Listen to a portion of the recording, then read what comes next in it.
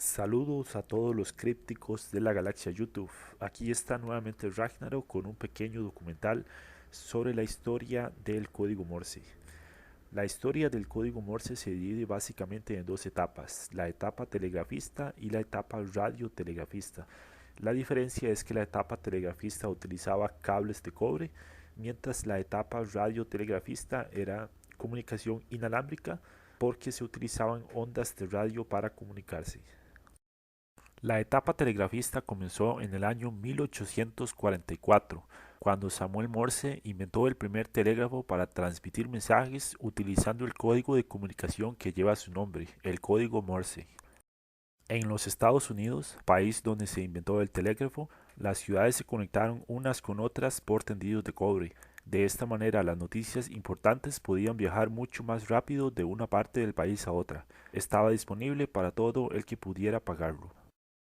En el mar, los barcos utilizaban el código Morse para comunicarse unos con otros a través de luz o sonido.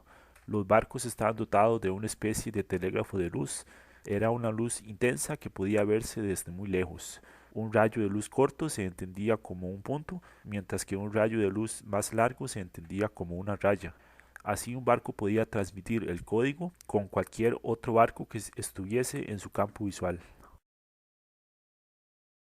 Además, a manera de telégrafo sonoro, los barcos utilizaban un aparato llamado tifón.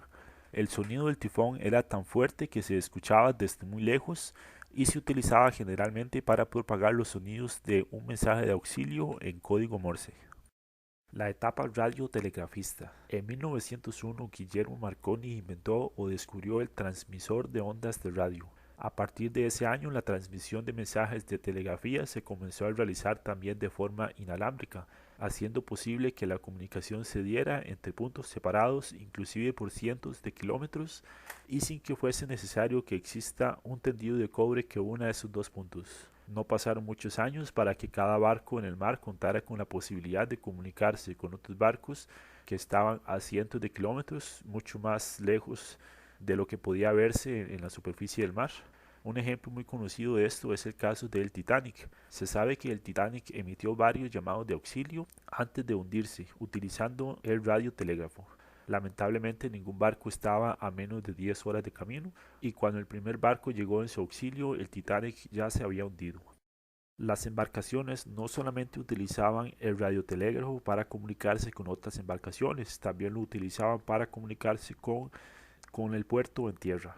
En los Estados Unidos, en el año 1910, un año antes del hundimiento del Titanic, el Congreso aprobó una ley que hacía obligatorio que todos los barcos de transporte de personas contaran con un radiotelégrafo. Gracias a la nueva tecnología ya no era necesario contar con tendidos de cable para comunicar unas ciudades con otras. Si el telégrafo era algo así como el teléfono fijo, el radiotelégrafo significó un avance comparable a lo que sería la telefonía celular. Aún en nuestros días, en el año 2020, en el siglo XXI, el código Morse y la radiotelegrafía no han muerto del todo. A pesar de ser una tecnología de comunicación muy superada por otros medios más modernos, sigue utilizándose hoy en día cuando la existencia de las condiciones atmosféricas no permiten el empleo de otros medios. Por ejemplo, durante una tormenta se producen niveles de interferencia tan altos que transmitir la voz por radio o comunicarse vía satélite puede ser imposible. Aún en esas condiciones, el pitido agudo del telégrafo se distingue muy fácilmente del ruido de fondo que produce la interferencia de una tormenta. Es por eso que las embarcaciones en el mar continúan utilizando el código Morse cuando las condiciones climatológicas son muy adversas. El día de ayer que estaba realizando investigaciones en Google para empaparme de información, para tener algo valioso que decir en este video, me descargué este programa que se llama Morse Coder versión 1.0.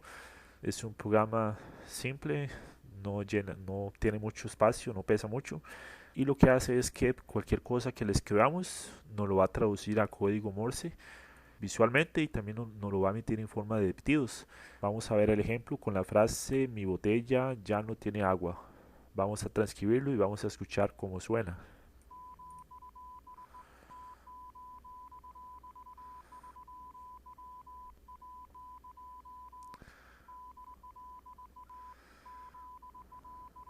Y ese fue el mensaje: mi botella ya no tiene agua, en código Morse. Esto es todo de momento. Gracias por ver este video. Hasta la próxima.